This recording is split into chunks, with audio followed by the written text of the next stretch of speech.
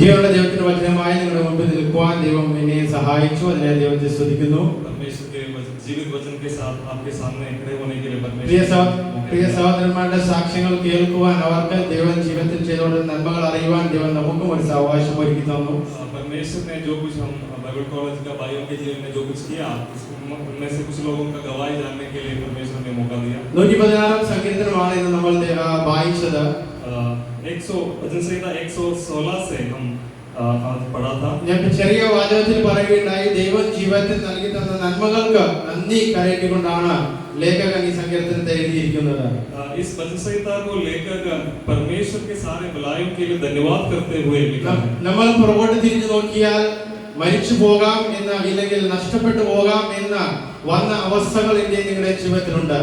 हमारे जीवन के पिछले दिनों की और हम देखते समय कई बार हमको ये ऐसा हालत में होना था, हम खो जाना था या मर जाना था. ऐसे हालत है हमारे जीवन में. അങ്ങനെ അവസ്ഥയിൽ നിന്ന് പലതും ലഭിച്ച അവസ്ഥകളും നമ്മുടെ ജീവിതത്തിലുണ്ട്. ऐसे हालतों से बहुत कुछ हमें परमेश्वर से मिला. ऐसा एक अवस्था भी हमारे जीवन में. 7-ാം വചനത്തിൽ സങ്കീർത്തനക്കാരൻ പറയുന്നത് ഇങ്ങനെയാണ്, എൻ മനമേ നീ വീണ്ടും സ്വസ്ഥമായിരിക്കുക, യഹോവ നിനക്ക് ഉപകാരം ചെയ്തിരിക്കുന്നു.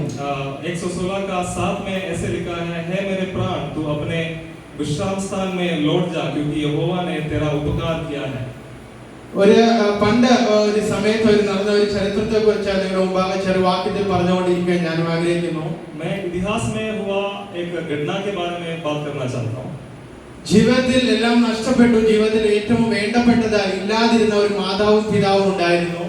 ऐसा एक माँ बाप के एक कहानी है जिनके जीवन में कुछ नहीं था. ലഭിക്കുകയില്ല, സാധ്യമല്ല എന്ന് വിചാരിച്ചിരുന്ന, ഉറപ്പിച്ച് വിചാരിച്ചിരുന്ന അവസ്ഥയിലായിരുന്നു അവർ ജീവിച്ചിരുന്നത്. वो माँ बाप ऐसा एक जिंदगी जी रहा था, उन लोग को जो जरूरी चीजें होना चाहिए वो नहीं है और नहीं मिलेगा भी करके उम्मीद में जी रहा था. അങ്ങനെ ഒരു സമയത്ത് ആ മാതാവിന്റെ മുന്നിൽ ഒരിക്കൽ താൻ ഇങ്ങനെ തനിക്ക് ഇങ്ങനെ ഒരു ദർശനം ലഭിച്ചു. ദൈവത്തിന്റെ ദൂതൻ തന്റെ മുമ്പാകെ കടന്നു വന്ന് പറയുകയുണ്ടായി, നിനക്ക് ലഭിക്കാത്തത്, നിനക്ക് ഇല്ലാത്തത് ദൈവം നിനക്ക് നൽകി തരുവാനായിട്ട് ആഗ്രഹിക്കുന്നു. उस माताजी के सामने स्वर्गदूत प्रकट हुआ और बोला, आपके जिंदगी में जो कमी है, जो कुछ नहीं है, परमेश्वर आपको देने वाला है करके. അവരുടെ കുടുംബത്തിൽ, അവരുടെ ജീവിതത്തിൽ കല്യാണം കഴിഞ്ഞതിന് ശേഷം അവർക്ക് മക്കളില്ല എന്നൊരു ചിന്തയിൽ വിഷമത്തിൽ ആയിരുന്ന ഒരു അവസ്ഥയായിരുന്നു ഉള്ളത്. माँ बाप के जीवन में सबसे बड़ा दुख ये था, उनके जीवन में बच्चे नहीं था. അവർ പ്രാർത്ഥനയിലായിരുന്നു. എന്നാൽ പലപ്പോഴും പലരും പറയുന്നത് കേട്ട് അവർ അവരോട് തന്നെ പറഞ്ഞിട്ടുണ്ടായിരിക്കും, ഞങ്ങൾ വലിയ കഷ്ടതയിലായി എന്ന് അവർ അവരോട് തന്നെ പറഞ്ഞ അവസ്ഥകൾ അവരുടെ ജീവിതത്തിൽ ഉണ്ടായിരിക്കും. इस विषय के बारे में बहुत चिंतित है, प्रार्थना करते थे, फिर भी हमारे जीवन में ये कष्ट है, दुख है करके वो बहुत दुखी थे. ഒരു വശത്ത് നോക്കുമ്പോൾ സമൂഹം നശിച്ചുകൊണ്ടിരിക്കുന്നു, അവിടെ ദൈവത്തിന്റെ പ്രവൃത്തികളുടെ ആവശ്യമുണ്ട്. एक तरफ से देखते समय समाज बहुत बिगड़ते जा रहे हैं, उधर परमेश्वर का काम का जरूरत है. രണ്ടാം വശത്തിൽ നോക്കിയാൽ ഞങ്ങൾ ദൈവത്തെ അറിഞ്ഞവരാണ്, ഞങ്ങൾ പ്രാർത്ഥിക്കുന്നവരാണ്, എങ്കിലും ഞങ്ങളുടെ ജീവിതത്തിൽ ചില കഷ്ടതകൾ, ഇല്ലായ്മകളുണ്ട്. दूसरी तरफ देखते समय उनका अपना जीवन में बहुत कुछ कमियां थे, परमेश्वर के कार्य का जरूरत उधर भी है. സമൂഹത്തോട് എന്തെങ്കിലും അറിയിക്കണമെങ്കിൽ ഞങ്ങൾക്ക് എന്ത് ലഭിച്ചു എന്നുള്ള ചോദ്യം ഞങ്ങളുടെ ജീവിതത്തിലുണ്ട്. अगर समाज में परमेश्वर के बारे में बताने तो उन लोग वापस सवाल करेंगे, आपका जीवन क्यों ऐसा है. ന്യായാധിപന്മാർ 13:6 നമുക്ക് വായിക്കാം. न्यायों की किताब 13 अध्याय की ओर हम आएंगे. അതിന്റെ 6 സ്ത്രീ ചെന്ന് ഭർത്താവിനോട് പറഞ്ഞത്, ഒരു ദൈവപുരുഷൻ എന്റെ അടുക്കൽ വന്നു, അവന്റെ ആകൃതി ഒരു ദൈവത്തിന്റെ ആകൃതി പോലെ അതിഭയങ്കരമായിരുന്നു. അവൻ എവിടെ എന്ന് ഞാൻ അവനോട് ചോദിച്ചില്ല, എവിടെ നിന്നെന്ന് ഞാൻ അവനോട് ചോദിച്ചില്ല, തന്റെ പേർ അവൻ എന്നോട് പറഞ്ഞതുമില്ല. न्यायों की किताब 13 का 6 में उस माताजी के सामने स्वर्गदूत प्रकट होने के बारे में विवरण दिया गया. ദർശനം ലഭിച്ചതിന് ശേഷം ഈ ദർശനം ലഭിച്ചതിന് ശേഷം എന്തുവാണ് നടന്നത്, ആരാണ് വന്നത്, എവിടെ നിന്നാണ് വന്നത്, പേരെന്തുവാണ്, ഇതൊന്നും ആ മാതാവ് അറിഞ്ഞിരുന്നില്ല. इस माताजी को जब दर्शन मिला ये स्वर्गदूत का, ये व्यक्ति कौन है, कहां से आया, क्यों आया, इन कोई भी बातों के बारे में नहीं जानते. പക്ഷേ താൻ ഓടിച്ചെന്ന് തന്നെ ഭർത്താവിനോട് കാര്യം അറിയിച്ചു. पर वो जो माताजी ने दौड़कर उसका पति से ये बात बताया.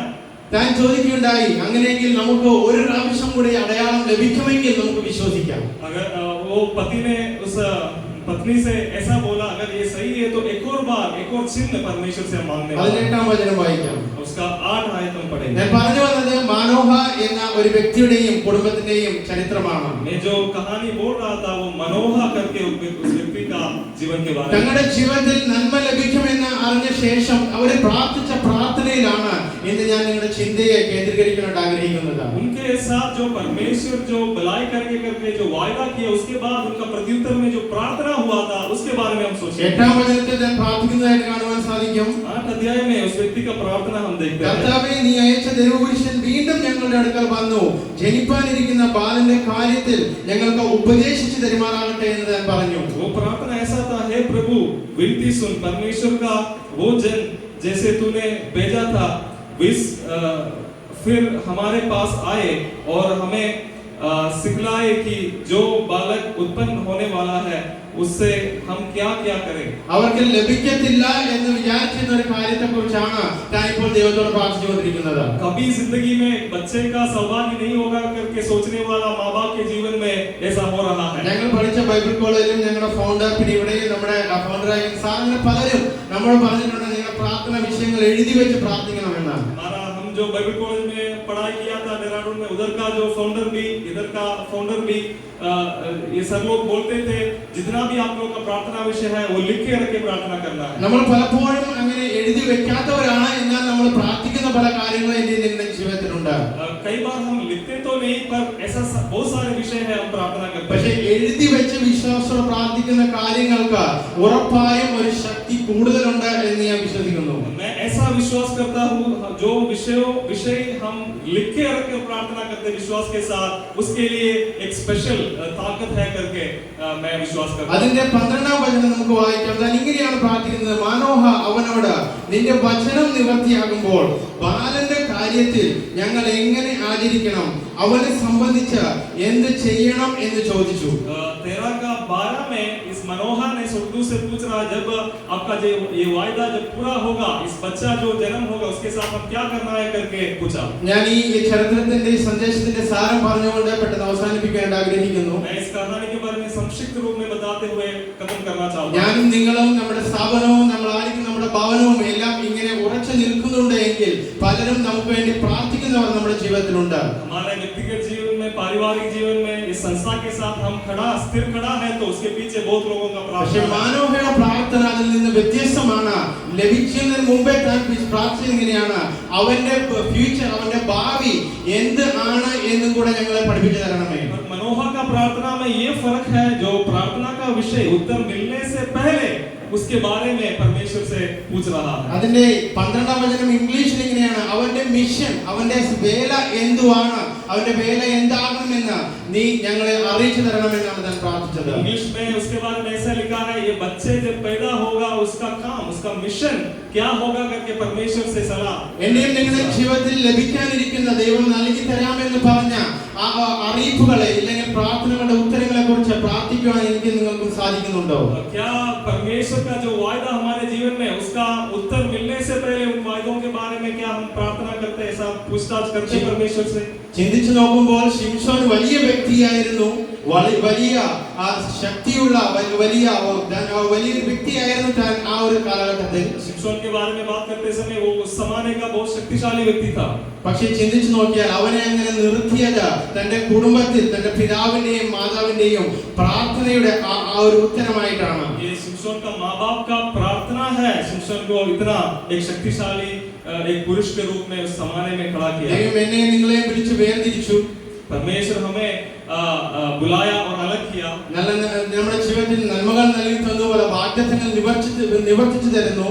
परमेश्वर हमारे जीवन में बहुत सारे भलाई किया है, उनके वायदों को पूरा करते रह रहा है। നമ്മുടെ ആഗ്രഹങ്ങളെ ദൈവത്തെ അറിയിക്കുന്നതല്ലാതെ മാനവയെ പോലെ ദൈവമേ നിന്റെ ആഗ്രഹം എനിക്ക് നൽകി തന്ന നന്മയിൽ എന്താണ് എന്ന് ചോദിക്കുവാൻ ദൈവം നമ്മളെല്ലാവരെയും ബലപ്പെടുത്തുമാറാകട്ടെ. हमारा प्रार्थना सिर्फ ये नहीं होना चाहिए हमारा कुछ विनतियों को परमेश्वर से बोलना। परमेश्वर जब हमारा विनतियों को पूरा करेगा उस भलाइयों के साथ क्या मकसद है परमेश्वर का, ये जानना जरूरी है। പലപ്പോഴും മാനവഹയുടെ ഭവനത്തിൽ ജനിച്ച ശിംശോനെ കുറിച്ച് നമ്മൾ കേട്ടിട്ടുണ്ട്. പക്ഷേ ശിംശോനെ അങ്ങനെ നിർത്തിയ പ്രാർത്ഥനയെ കുറിച്ചാണ് ഇന്ന് നമ്മൾ കേട്ടത്. कई बार हम शिमशोन के बारे में तो बहुत कुछ बात करते हैं, सेवा के बारे में, पर शिमशोन के पीछे एक प्रार्थना था माँ बाप का, उसके बारे में आज हमने स्मरण किया. നമ്മുടെ മുമ്പാകെയുള്ളവർ, നമ്മുടെ സഹോദരന്മാർ, നമ്മുടെ കുഞ്ഞുകുട്ടികൾ പലരുടെയും ജീവിതത്തിൽ അങ്ങനെ പ്രാർത്ഥിക്കുന്നവരില്ലായിരിക്കാം.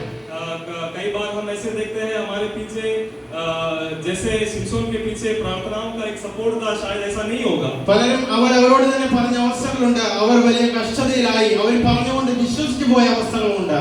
कई लोग अपने जीवन के बारे में ये सोचते हैं हमारा जीवन में कष्टमय है और आगे कोई उम्मीद नहीं है. പക്ഷെ 12-ാം വചനം 116-ാം സങ്കീർത്തനം 12-ാം വചനത്തിൽ സങ്കീർത്തനക്കാരൻ പറയുന്നത്, യഹോവ എനിക്ക് ചെയ്ത സകല ഉപകാരങ്ങൾക്കും ഞാൻ അവന് എന്ത് പകരം കൊടുക്കും. 116 का 7 में भजनकार ये बोलता है, परमेश्वर जो कुछ भलाई मेरे जीवन में किया है उसका मैं क्या बदला दूं. എവിടെയൊക്കെയോ വെച്ച് ഏതൊക്കെയോ ദേവദാസന്മാർ എവിടെയൊക്കെയോ വെച്ച് വചനം സംസാരിച്ചത് മൂലം നമ്മുടെ മുമ്പാകെ കടന്നു വന്ന പലരും നമ്മുടെ ജീവിതത്തിൽ നമ്മൾ ദിവസം പ്രതി കാണുന്നുണ്ട്.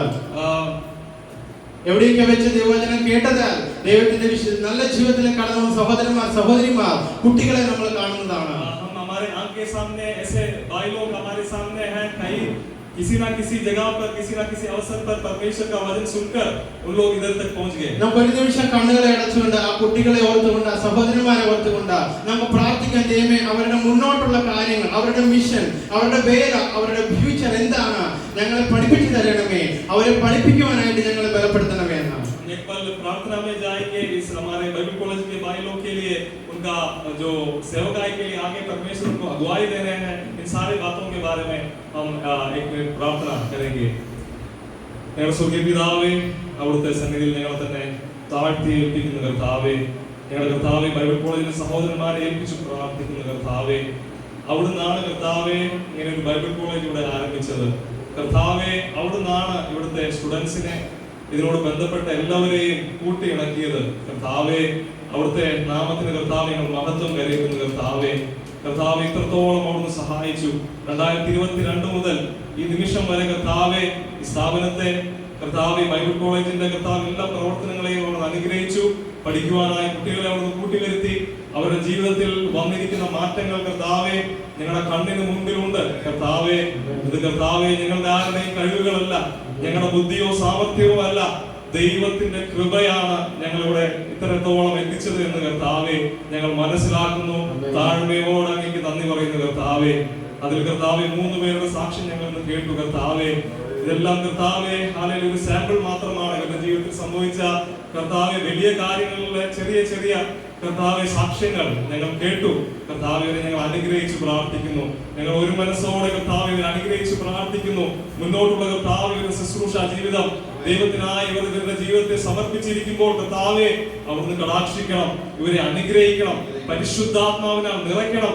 ഓരോരുത്തരെയും കുറിച്ച് ദൈവമേ അവിടുന്ന് എന്താണോ ആഗ്രഹിക്കുന്നത് ആ ദിശയിൽ തന്നെ കാര്യങ്ങളെ മനസ്സിലാക്കി മുന്നോട്ട് പോകുവാൻ അവരെ സഹായിക്കണമെന്ന് പ്രാർത്ഥിക്കുന്നു. അവിടുന്ന് വലിയ കാര്യങ്ങൾ ചെയ്യാൻ പോകുന്നതിനായി സ്തോത്രം.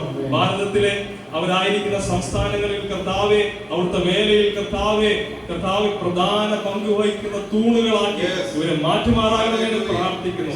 പ്രാർത്ഥനാ യോദ്ധാക്കളാക്കി ഇവരെ എഴുന്നേൽപ്പിക്കണം. വചനം സത്യസന്ധമായി പ്രസംഗിക്കുന്നവരാക്കി കർത്താവെ ഇവരെ എഴുന്നേൽപ്പിക്കണം. എല്ലാവിധ വ്യാജത്തിൽ നിന്നും അകന്നു നിന്ന് ദൈവസന്നിധിയിൽ ആത്മാർത്ഥതയോടെ വിശ്വസ്തയോടെ വേല ധരിക്കുന്നവരാക്കി ഇവരെ തീർക്കണമെന്ന് പ്രാർത്ഥിക്കുന്നു. അവിടെ അങ്ങനെ ചെയ്യാൻ പോകുന്നതിനാണ് സ്തോത്രം. യേശുക്രിസ്തുവിന്റെ നാമത്തിൽ അപേക്ഷിക്കുന്നു.